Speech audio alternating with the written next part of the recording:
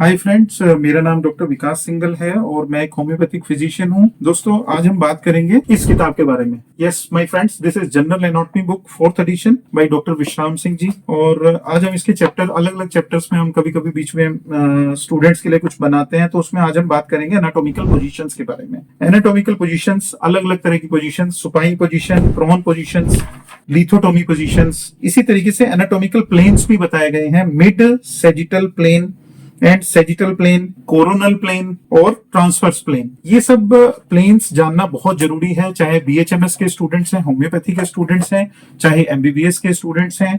My friends, मेरी request है आप सभी लोगों से, एनाटॉमिकल टर्मिनोलॉजी का ये जो चैप्टर 2 है, विश्राम सिंह जी की जो बुक है, इसमें जो आपका 4th एडिशन है, मैं उससे बात करूं जैसा कि मैंने आपको दिखाया। और इसमें सिस्टमेटिक एनाटॉमी और रेडियोलॉजिकल एनाटॉमी भी इंक्लूड है। तो ये बुक जो है, इसमें आपको तकरीबन सारे ही चैप्टर में सबसे ज्यादा जो इंपॉर्टेंट चैप्टर है, that is second chapter, anatomical terminology. तो जैसा मैंने बात की कि हमने डिफरेंट तरह की जो पोजीशंस हैं, फंडामेंटल जो पोजीशंस हैं, उसके बारे में हमने डिस्कशन किया। जो एनाटॉमिकल पोजीशन है उसके बारे में हमने इसमें डिस्कशन किया गया है बहुत अच्छे से। आप ध्यान से देखेंगे तो बहुत तरह के पिक्स के साथ ये सारे बुक में एक्सप्लेन किया हुआ है।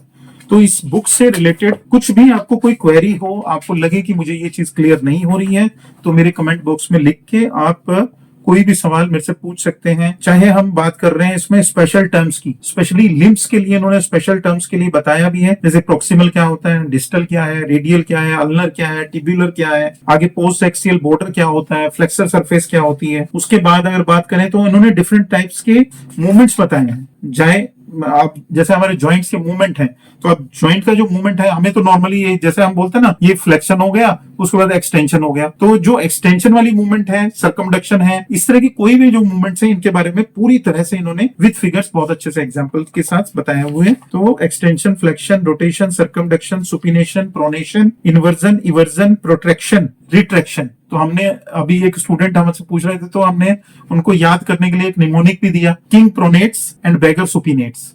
तो आपका जो प्रोनेशन वाला पार्ट है और सुपिनेशन वाला पार्ट है, उसको याद करने के लिए किंग प्रोनेट्स यानी राजा ने है वो दान देना है, जो दान देने वाली पोजीशन है, दिस जो ये हमारी जो मूवमेंट है, this is called as pronation. अब इसी को हमने सीधा कर दिया, हाथ फैला दिया, तो दिस इज सुपाइन पोजीशन। तो लेटी हुई पोजीशन जिसको हम लोग बोल देते हैं। टीचर्स मोस्टली इस चीज को बहुत अच्छे से पढ़ाते हैं, स्ट्रेस देते हैं, बच्चों को पढ़ना चाहिए। इस तरह की जो चीजें हैं, इस पर ध्यान देने की बहुत ज्यादा जरूरत है। उसके बाद इन्होंने डिस्क्राइब किया बहुत अच्छे तरीके से बोनी फीचर्स के बारे में, जैसे फोरामेन क्या है, फोसा क्या है, ग्रूव क्या है, मिएटस क्या है, साइनस क्या है, फैसेट्स क्या है। माय फ्रेंड्स, मैं ये यहाँ आपको एक बड़े दावे के साथ ये बात कहना चाहता हूँ कि बहुत सारे जो मेडिकल स्टूडेंट्स हैं, डिग्रीज कंप्लीट होने के बावजूद भी इस तरह की जो एनाटॉमिकल जो टर्मिनोलॉजी है, वहां पर फेल हो जाते हैं। अच्छे अच्छे जो वाइवा होते हैं, जब पीजी का एग्जाम लिखते हैं, तो उस टाइम पे जो ये यूजी के जो बेसिक चैप्टर्स हैं, यहाँ पे हम यूजी के जो बेसिक चैप्टर्स हैं उनको इग्नोर कर देते हैं, और जो advance of the disease condition है उसके बारे में पढ़ के जाते हैं। बट सवाल आते हैं इन्हीं बेसिक्स चीजों के ऊपर। जो बेसिक्स क्लियर होंगे, फंडामेंटल आपको क्लियर है, तो उसके बाद आपकी जो एग्जाम की प्रिपरेशन है वो कुछ अलग तरह से होगी। तो आप बात करेंगे प्रोजेक्शंस की और प्रोसेसेस की। उन्होंने बहुत तरह के प्रोसेस इसमें, सारे तरह के प्रोसेस इसमें कवर किए हैं, और इसमें बताया इन्होंने कॉन्डाइल क्या होता है, एमिनेंस क्या है, क्रेस्ट क्या है, एपिकॉन्डाइल क्या है, लाइन क्या है, स्पाइन क्या है, ट्रोकेंटर क्या है, ट्यूबरकल और ट्यूबरोसिटी में क्या डिफरेंस है। मुझे याद है मेरे पास अभी एक स्टूडेंट का सवाल था, तो हम लोग कल भी डिस्कशन कर रहे थे कि ट्रोकेंटर और ट्यूबरकल, इसमें क्या डिफरेंस है। फिर ट्यूबरोसिटी में क्या डिफरेंस है, क्या ट्यूबरोसिटी नॉर्मल है या पैथोलॉजिकल है। तो ट्यूबरोसिटी अगर आपको मालूम है, ट्यूबरोसिटी जो है वो नॉर्मल रहेगी, पैथोलॉजी होगी तो उसको स्वेलिंग कहेंगे। तो ये जो नॉर्मल चीजें हैं, जब तक हमें बेसिक नॉर्मल चीजें नहीं पता है, चाहे बोन्स है, चाहे जॉइंट्स है, चाहे मसल्स है, चाहे लिगामेंट्स है, चाहे टेंडन्स है, हर चीज, न्यूरोसिस क्या है, एपोन्यूरोसिस क्या है, फेशिया क्या है, हर एक चीज के बारे में हमें डिटेल में पढ़ना पड़ेगा। अभी हम जब इंटेस्टाइन्स पढ़ते हैं तो बहुत सारे बच्चों को शीट्स के बारे में पढ़ना पड़ेगा। तो वो शीट कैसे बनती हैं, किस टिश्यू के साथ होती हैं, वो सारी चीजें भी इन्होंने बेसिक चीजों में सारा डिस्क्राइब किया है।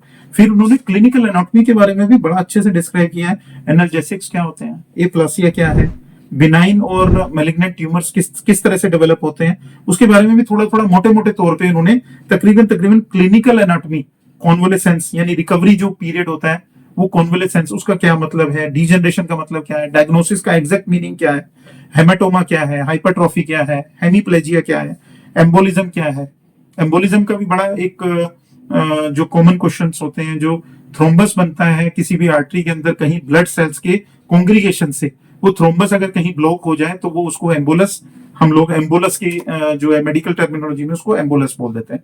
तो इस तरह के जो क्वेश्चंस हैं, इस तरह के जो बेसिक चीजें हैं, वो सारी इसमें एक्सप्लेन की हुई हैं दोस्तों। उसके बाद इन्होंने एक्सप्लेन किया लीजन्स के बारे में, इन्फेक्शन के बारे में, मेटास्टेसिस के बारे में, कैसे कैंसर जो है जब फैलता है उसको मेटास्टेसिस क्यों बोलते हैं, मलिंगरिंग के बारे में भी किया है, इडीमा, पैरालिसिस, पैराप्लेजिया, पेरेस्थेसिया, उंगलियां सुन हो रही हैं तो हमें हाइपरेस्थीसिया तो मालूम है, उंगलियों में एक्स्ट्रा सेंसेशन कुछ फील हो रहा है, पेरेस्थीसिया यानी हमारी उंगलियां टोटली सुन हो जाती हैं, हम उंगलियों के जो ये टिप्स हैं ये अगर सुन हो जाए तो इसको पेरेस्थीसिया बोलते हैं। तो ये छोटी छोटी चीजें हैं, बेसिक चीजें हैं, इसके बारे में पता होना चाहिए। पायरेक्सिया, नॉर्मल फीवर को पायरेक्सिया बोलते हैं।